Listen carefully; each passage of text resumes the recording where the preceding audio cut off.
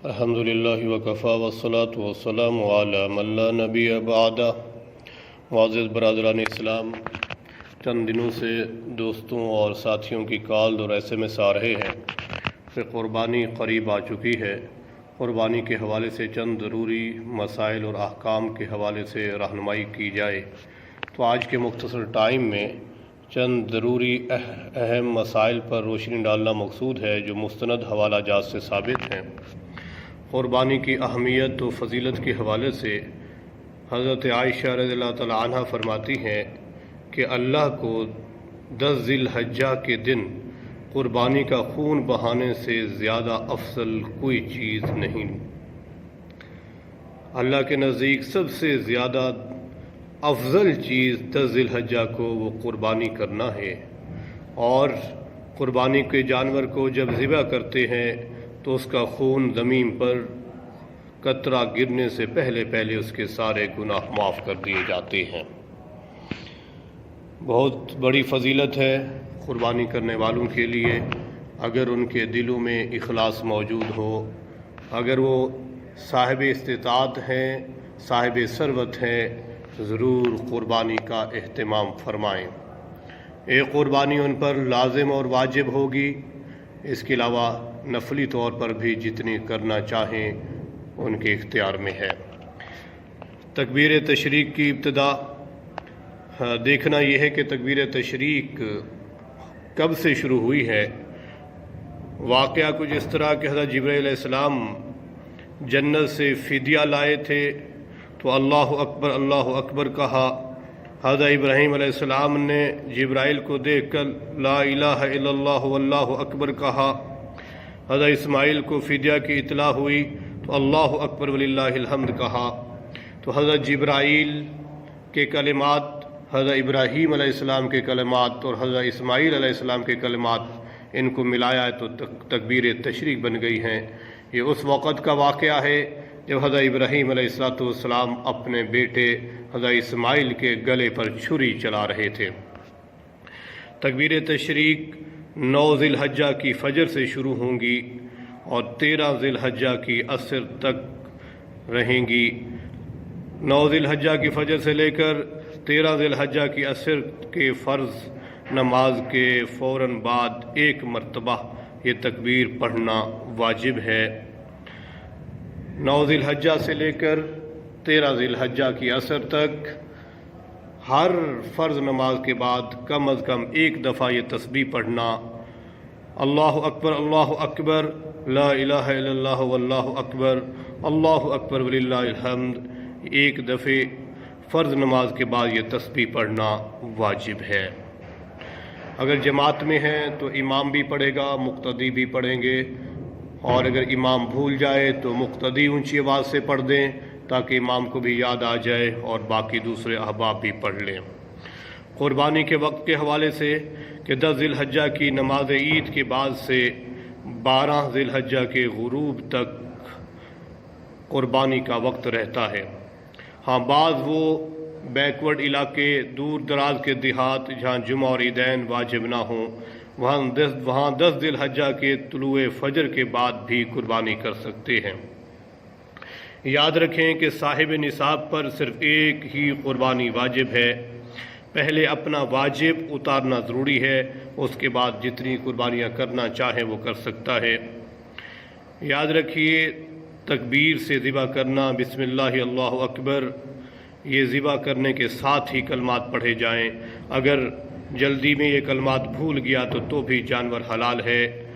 خیال رکھنا چاہیے کہ جانور کو ذبح کرتے ہوئے تکلیف کم سے کم ہو۔ قربانی کا جانور جب متعین کر دیا یا خرید لیا، اب اس سے کسی قسم کا نفع اٹھانا منع ہے۔ اور یاد رکھیں کہ جرسی، ولایتی، ساہیوال، کسی بھی قسم کے یہ جانور سے قربانی دینا یہ جائز ہے۔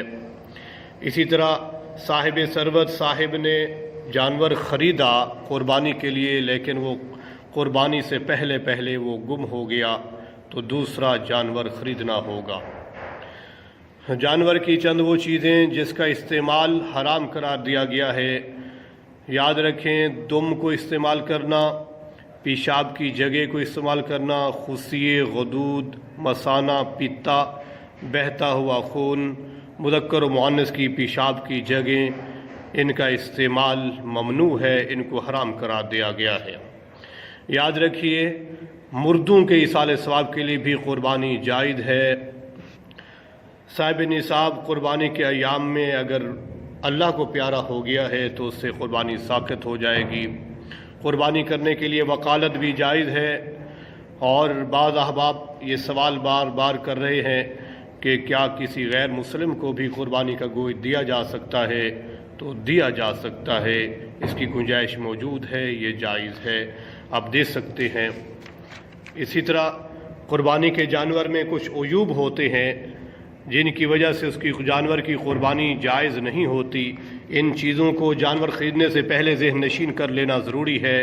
اگر جانور کا کان 1/3 کٹا ہوا ہو، کان چیرا ہوا ہو یا کان میں سوراخ ہو تو یاد رکھیں اس جانور کی قربانی جائز نہیں ہے۔ جس جانور کا لنگڑا پن ظاہر ہو، پاؤں زمین پر نہ رکھتا ہو، اس کی بھی قربانی جائز نہیں۔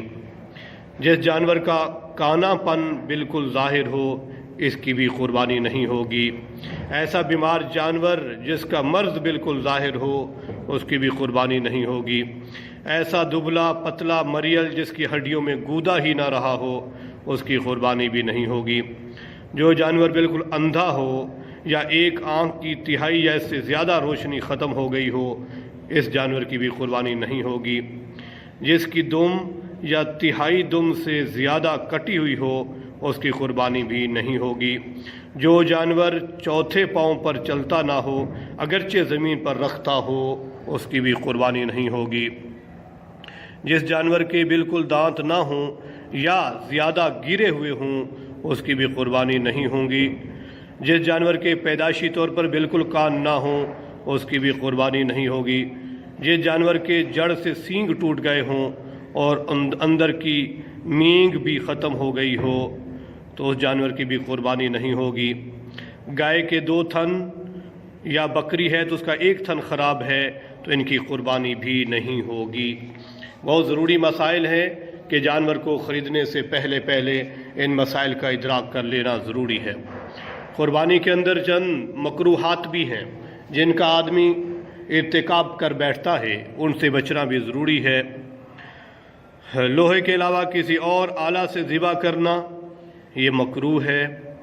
کند چھری سے جانور کو ذبح کرنا یاد رکھیں یہ مکروہ ہے۔ قبلہ رخ جانور کو لٹائے بغیر ذبح کرنا یہ بھی مکروہ ہے۔ جانور کو لٹائے بغیر جانور کے سامنے چھری تیز کرنا یا جانور کو لٹا کر اس کے بعد چھری تیز کرنا یہ مکروہ ہے۔ جانور کے سامنے چھری تیز کرنا مکروہ ہے۔ ذبح ہو جانے کے بعد ٹھنڈا ہونے سے پہلے کھال اتارنا، سر کاٹنا جس سے جانور کو تکلیف ہو یہ مکروہ ہے۔ جانور کو حلق کی بجائے گدی سے ذبح کرنا یعنی اوپر والے حصے سے چھری پھیرنا یہ بھی مکروہ ہے۔ چھری بے احتیاطی سے چلانا کہ حرام مغز یا گردن کٹ جائے یہ بھی مکروہ ہے۔ مکروہات سے بچنا ضروری ہے۔ یہ قربانی اللہ کے لیے ہے، اللہ کی رضا کے حصول کے لیے ضروری ہے کہ احکام پر صحیح معنوں میں عمل کیا جائے، اور احکام پر عمل تبھی ہو سکتا ہے کہ احکام سے پہلے واقفیت حاصل ہو۔ احتیاط کیجئے جانور خریدنے سے پہلے۔ جو عیوب ہیں جانور میں جن کی وجہ سے قربانی نہیں ہوتی تو اس کا خیال رکھیے، اور جانور لینے کے بعد جو ضروری چیزیں ہیں ان کا خیال رکھنا ضروری ہے تاکہ کہیں مکروہات کا ارتکاب نہ ہو۔ یاد رکھیے بھیڑ بکری کی عمر 1 سال ہونا ضروری ہے، گائے بھینس 2 سال، اونٹ 5 سال کا ہونا ضروری ہے۔ البتہ بھیڑ اور دمبا یا مینڈھا جو دیکھنے میں 1 سال کے لگتے ہوں ان کی قربانی جائز ہے۔ اونٹ گائے وغیرہ میں 7 لوگ شریک ہو سکتے ہیں۔ خصی جانور کی قربانی کرنا افضل ہے۔ ایک بات اور یاد رکھیے کہ قربانی میں عقیقہ کا حصہ رکھنا جائز ہے۔ کوئی صاحب قربانی کے جانور میں اپنے کسی بچوں کا عقیقہ کرنا چاہتے ہیں تو عقیقے کا حصہ رکھا جا سکتا ہے، اس میں کوئی حرج نہیں ہے۔ میں امید کرتا ہوں کہ ان مسائل پر توجہ فرمائیں گے اور ان کو ذہن نشین کر کے آپ لوگ قربانی کا فریضہ ادا کریں گے۔ اللہ تعالی ہم سب کا حامی و ناصر ہو۔